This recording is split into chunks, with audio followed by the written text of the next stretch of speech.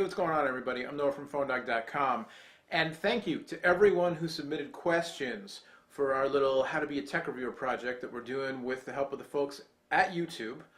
Thank you so much for posting comments, posting video responses, and asking your questions that, I'm going to try to answer some of right now. Hopefully my advice can help a little bit, but definitely, take a look at all the other folks on YouTube who do tech reviews of all sorts, and you can learn from everybody by watching as well as by, asking questions. So anyway, let's get on to it. There were a bunch of questions. We're going to do two videos. This one is going to cover actual video production. How do you actually do the reviews, or how do I do the reviews anyway? The other video is going to cover more of the kind of behind the scenes business stuff. How do you make a job out of this? How do you get products to send you, or companies to send you products rather? All that kind of thing. That'll be a separate video. I don't have time to actually read off everybody's questions and answer them, but maybe we'll do a little scrolling credit with the names of some of the folks who asked questions. But instead, let's just get right to it. So first up, video production. One of the questions I was asked the most was, do I need an HD camera? Do I need high def? Do I need an SD camera? What kind of camera to use, etc., etc. I have shot video and made video reviews on YouTube using a computer webcam, using a cell phone camcorder, using an inexpensive pocket camcorder. Back in the day it was the Flip. Now there's a Flip and Kodak and a few others. Using an SD camcorder, using an HD camcorder. So you can do it, don't let the equipment get in the way of you getting started.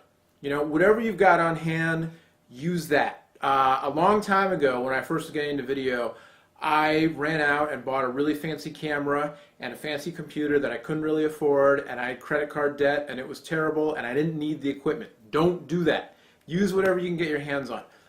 Another question about shooting and cameras and that kind of stuff had to do with keeping the camera steady. Tripod. The tripod I'm shooting this on now cost me 15 bucks because camcorders are so small and so lightweight, you don't necessarily need a big, heavy, super expensive tripod. I like this one because it's small, it's lightweight, so when I go to shows, it fits in my bag very easily, because when you walk around the show, for 8 hours a day, all day, carrying your bag on your shoulder, that weight really adds up. And another question I got asked a bunch about, what do you do for lighting? You can do it-yourself lighting really cheaply. You can use a work light, or a very inexpensive light you can get at the hardware store, that kind of thing. And if you Google, lighting for videos, you'll find all kinds of guides online on how to do inexpensive do-it-yourself lighting kits. So my tips on editing, I'll try to keep it real simple. Using subtitles is great for tech reviews because you can put specs in the subtitles. You can see in all my videos, I use those white strips on the bottom with the subtitles in them for specs, pricing information. I also use them to kind of emphasize a point I make, because some people listen to the videos, some people kind of tune out the audio and they're more visual learners. So I like to use the subtitles to kind of reinforce points and stuff like that. Also, if there's a URL to go to our website or some other website to get more information, subtitles are great there. I try not to use too many of the fancy transitions in the editor, all the effects, the blurring and the cube turning and all that kind of stuff. I'll try to stick to maybe using one of those fancy effects per video, or I'll use the same one a couple of times, but I try to keep that to a minimum. The rest of the transitions when I edit, I use either just a straight, what's called a jump cut with no fancy effect, or a very simple cross dissolve or cross blur. Editing is great, because for all it took me 39 takes to do this video, and I just shoot it and then I can chop the stuff out and only give you the good parts. It's also really good when in the middle of shooting a video, I get a phone call or something and I need to cut that out.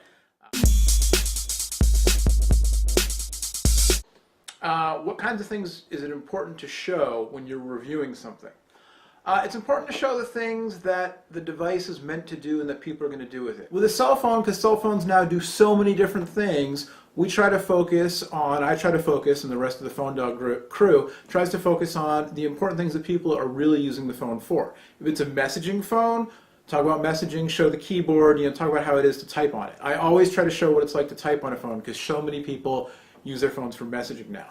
I always try to show the web browser on a phone, because so many people use their phones for web browsing now. Oftentimes I'll show the music player, because a lot of people use their phones for music, and because I tend to use my phone for music a lot, so that's where my personal thing comes in. So really you just want to try to focus on both, what people use that device for, and then if there are any features of this particular device that are either new or really being hyped up.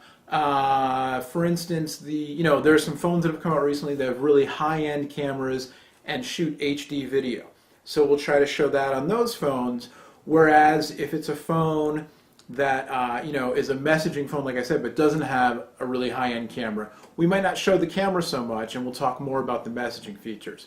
If it's a phone that has integration with social networks, you can hook up to, Twitter and Facebook and all that stuff automatically, we'll tend to show that because that's kind of a new feature that not all the phones have. So, that's you have to kind of balance, what the device is made for with, is there anything new or special about that particular device? People ask me about how do I prepare for a video? Do I, write out a script or a timeline of what I'm going to say, that sort of thing. I don't so much anymore just because I do this all the time, but I definitely did when I first started. Somebody asked me, do I practice in front of a mirror? I don't do that, but I watch myself back on tape all the time. And a lot of times when I'm editing and I see something that I did or said, I'll then go back and reshoot that part of the video because I didn't like it. I always have spec sheets around, whether it's, the PR company sends me a spec sheet with the phone when I get it to review, or I just look it up online, on PhoneDog, or you can Google to get the specs of your device, whatever it is. It doesn't have to be a phone. But, with tech stuff, people like the specs, and the specs can help you compare things. In the case of phones, you can compare the screen size and the screen resolution, or the camera megapixels, or how much memory the phone has, how fast the processor is, that kind of stuff. And techies like that kind of stuff. So I want to make sure that I have, the specs handy. Don't have to memorize them all, but have it there so I can read off the sheet. And again, put it in those subtitles later, definitely. Music. I happen to be a drummer, so I have a lot of music that I can use for free because I own the copyrights to it, because nobody's ever listened to it really, so it doesn't matter. And music's great, when you're doing these videos, it's great to kind of, it doesn't have to be wacky or crazy, but just to kind of liven it up a little bit with music sort of at the beginning and the end. We use it, and sometimes in the middle, underneath titles, that kind of thing. Don't forget that video is a visual medium. When you're shooting your video, if you're shooting a video of a gadget, get all the other junk out of the way, the other stuff on your desk, your coffee cup, your toy truck in the background, your little brother wandering through the set. Get that stuff out of the way and just focus. It makes a world of difference. It makes you look so much more professional, makes the video a lot easier to watch. And so even though for most of the videos that we do, people really just want to see the devices most of the time, try to mix it up a little bit. Try to vary the backgrounds. I often shoot, in my office with either the computer screens behind me or, on the kind of studio table I have set up with the backdrop. But sometimes we'll mix it up. We'll shoot stuff outside. We've shot stuff, on the roof of the office because it's kind of fun. Obviously, we go to shows, and those are great because the visuals at the shows are always really fun to have in the background, and people like to see. That's kind of, inside the industry. But mix it up. Shoot some stuff outside. Shoot some stuff if you can, like at a cafe or something like that. Just different places. I did a video recently showing off the navigation, the built-in navigation system on a phone, and so I shot some of that stuff in the car. Obviously not while I was driving, but I was able to kind of show how you would use the device out in the real world. So that's kind of fun. And my destination was an ice cream shop or frozen yogurt shop because I like that. A question I got asked by a few people in a few different ways was do I have to be wacky to make a tech review? Do I have to make jokes and have a sense of humor? Can I be very serious? Can I be very formal? My best advice is be yourself, but then try to edit yourself a little bit to appeal to your audience. Whoever you are, if you're very serious and very formal, do that. If you're wacky, do that. If you think you do better with a partner and you want to have, back and forth of you guys working together, do that. You have to be true to yourself. People can see it on camera. People can see it when I try to be who I'm not, and they can tell right away that I'm kind of faking it and it doesn't really work. So do that, but make sure you give your audience what they seem to want. Which another question I got asked several times, what's the ideal length for a video review? I would say when you're first starting out, try to keep it under 7 minutes. And as you find your style and you find what your audience likes or doesn't like and that kind of thing, you'll get feedback from them.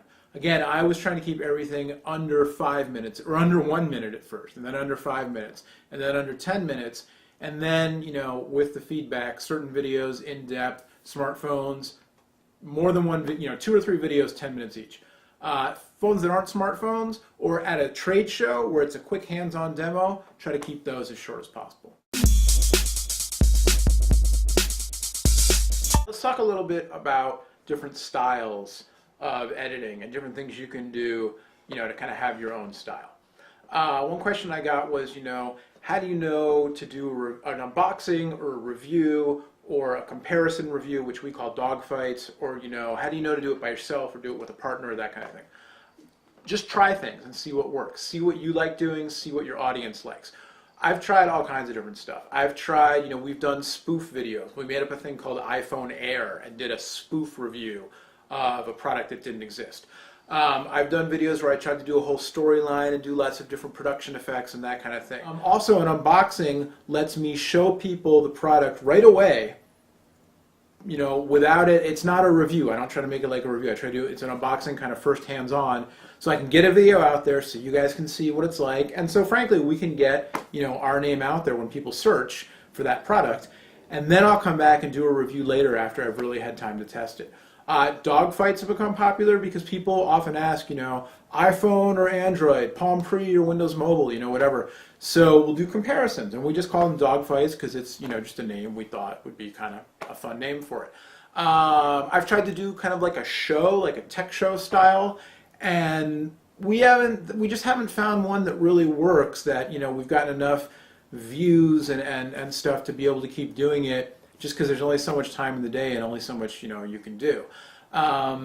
As far as working with a partner goes, I would love to do a show with a partner, and down the line, maybe that's something we can do. Right now, it's just not viable for me.